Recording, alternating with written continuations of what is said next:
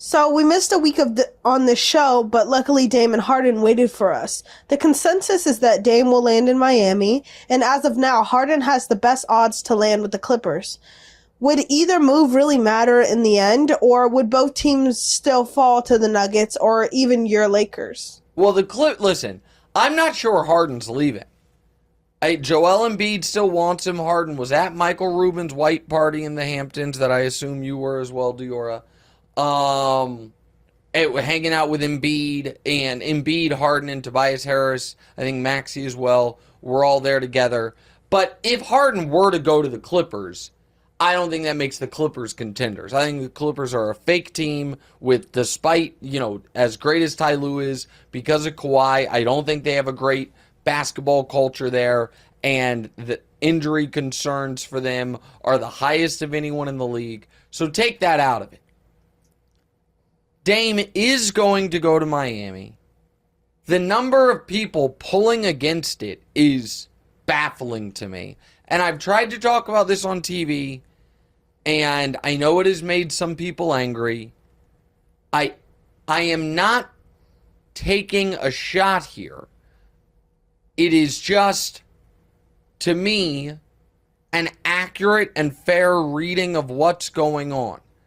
There seems to be a ton of folks on the other network that are reporting on this from the Blazers' perspective almost exclusively.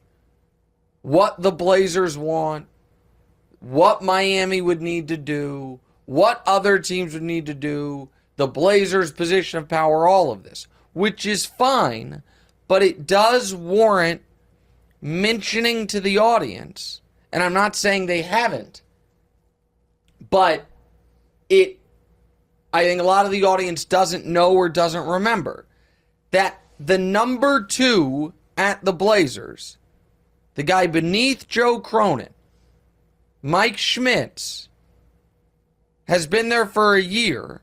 Prior to that, he worked at ESPN for 5 years. So of course he has relationships there. Of course he has friends there. And there is that kind of contingent. It's not all the folks there, to be clear, that to me are skewing what the public expects here. And then there are folks that either don't like the Heat or have a different favorite team in the Eastern Conference and don't want to see Miami get Dame, and they keep discussing this as if Miami's offer is terrible. Miami's offer, objectively speaking, is not terrible. What's the best offer they can give right now? Their 2028 first round pick, their 2030 first round pick, Jaime Jaquez Jr., who they just spent the number 18 pick on this year, so that's a first round pick.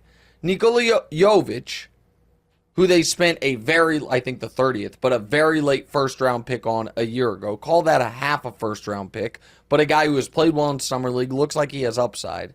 Tyler Hero, who I agree, Tyler Hero does not fit the Blazers, but he is worth, on the open market himself, at least a first round pick.